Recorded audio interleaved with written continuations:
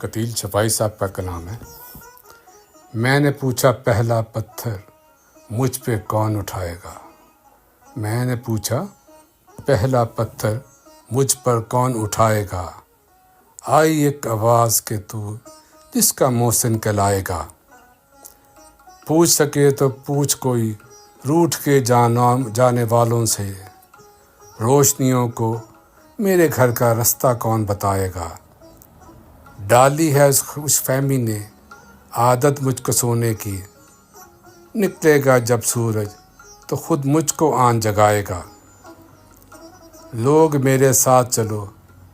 تم جو کچھ ہے وہ آگے ہے، پیچھے مڑ کے دیکھنے والا پتھر کا ہو جائے گا، دل میں ہنس کر ملنے والے چہرے صاف بتاتے ہیں، ایک بھیانک سپنا مجھ کو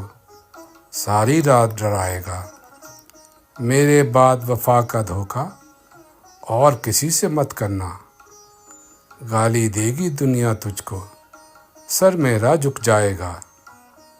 سوکھ گئی جب آنکھوں میں پیار کی نیلی جھیل قتیل،